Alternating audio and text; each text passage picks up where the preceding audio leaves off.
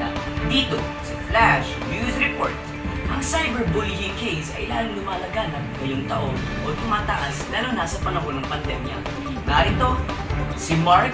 Mark, ihatid mo ang iyong balita. Yes, David, ang cyberbullying case ngayong taon ay lalong lumalaganap at lalong dumadami. Lalo na ngayon sa panahon ng pandemya, ang mga tao ay nasa bahay, walang magawa kundi mag-internet at maging isa sa mga netizen. Ang cyberbullying ay isa sa pinakamalaking problema ngayong taon, lalo na sa panahon ng pandemya.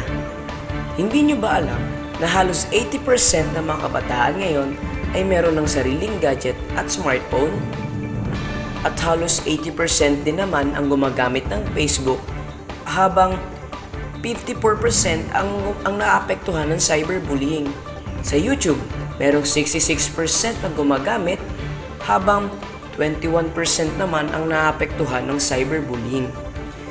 Dito naman sa Twitter, meron ditong 43% na gumagamit na kabataan, habang 28% naman sa kanila ang naapektuhan sa cyberbullying.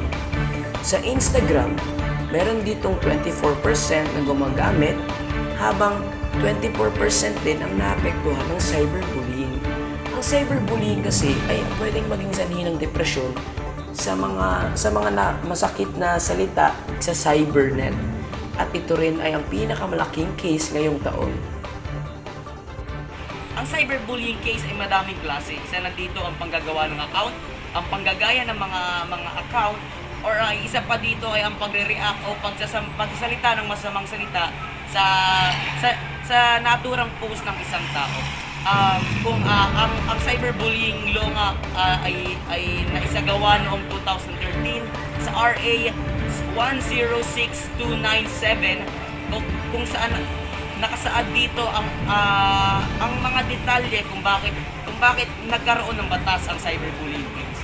Kaya David, ngayong taon ay lalong dumadami, malungkot mang pakinggan, pero isa ito sa malaking problema na nangyayari sa ating bansa, lalo na sa ngayong panahon ng pandemya.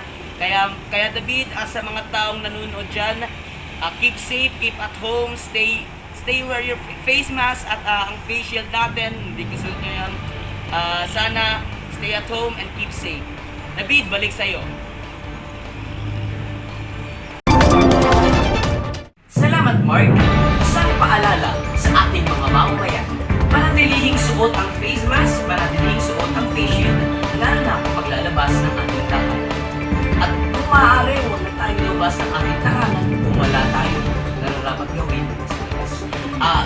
Isa ring paalala sa ating mga mamamayan, dapat nating salamatan, dapat nating salutuhin at mahalin ang mga frontliners na tumutulong sa atin upang maiwasan ang pandemyang ito. Isang paalala ulit, ang pandemya ay patuloy na lumalaganap ngayon, kaya mag-ingat ang bawat isa. Keep safe and stay at home. Na ako ulit, si John David, upang maghatid sa inyo ng isang mainit na balita.